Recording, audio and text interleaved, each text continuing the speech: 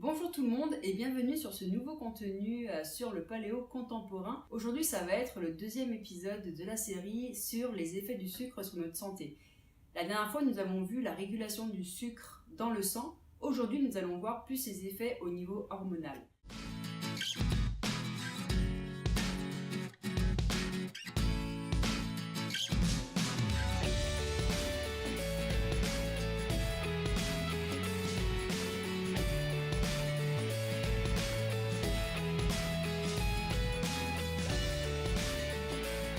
Donc allez-y, je vous laisse regarder.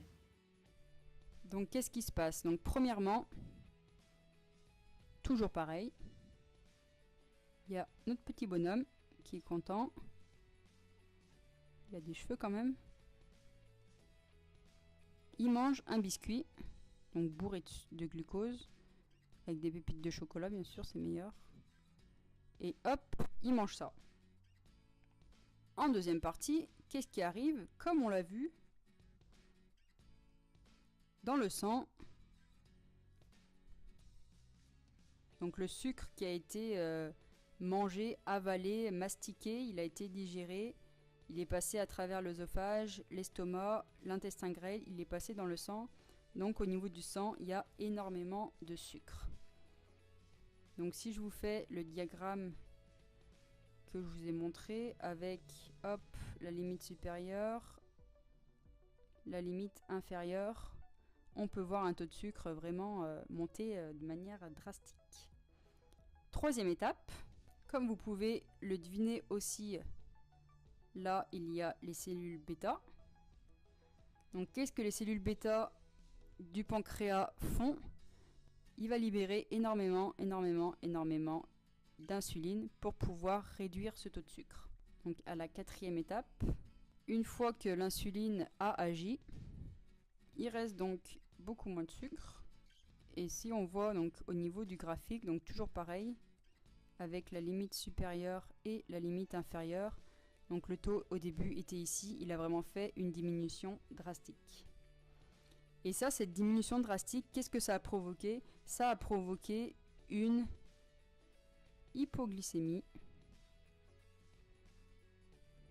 réactionnelle. Wow! Réactionnelle. Cette hypoglycémie réactionnelle, qu'est-ce que ça a fait? Donc ça va être la cinquième étape. Il y a un message envoyé au cerveau qui dit « Attention, pas assez de sucre ». Et ça, c'est vraiment un message important pour le cerveau, parce qu'en fait, le cerveau, il se nourrit essentiellement du sucre. Donc pour lui, il est vraiment sensible à ça. Donc le fait que l'organisme ait connu une chute brutale, donc une chute brutale du sucre, donc qui a provoqué une hypoglycémie réactionnelle, le cerveau, lui, il cherche pas à comprendre, il se dit « Oulala, j'ai plus assez de sucre, il faut vraiment, pour fonctionner, il faut vraiment que je remange du sucre ».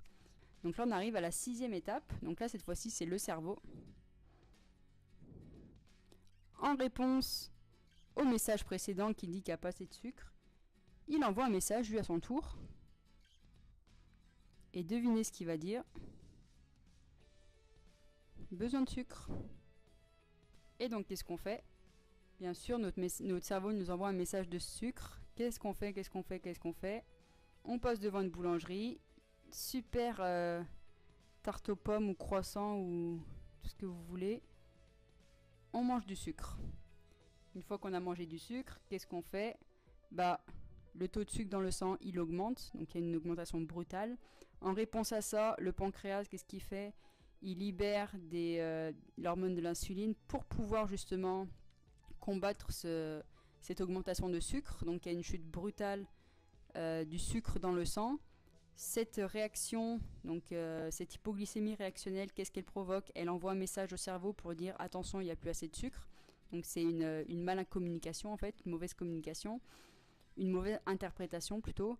Et donc le cerveau, en échange, il envoie j'ai besoin de sucre, faut que je mange, donc tac, vous remangez. En fait, c'est un petit peu un cercle vicieux.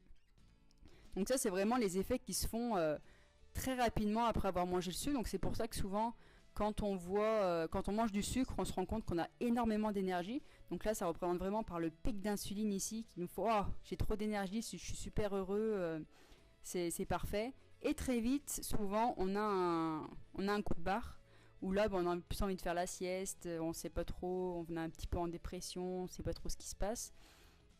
Et après, forcément, vu que le cerveau nous dit de manger, là on remange, et puis ainsi de suite, ainsi de suite, ainsi de suite. Et voilà, on a fait le tour. Donc j'espère que vous avez bien compris comment nos émotions réagissent après avoir mangé un aliment riche en glucides. Ne ratez surtout pas le prochain épisode qui va nous expliquer qu'est-ce qui se passe quand notre alimentation est trop riche en glucides. Mais pour aujourd'hui, je vous laisse là-dessus et surtout n'oubliez pas, retrouver l'essence, c'est un vrai jeu d'enfant.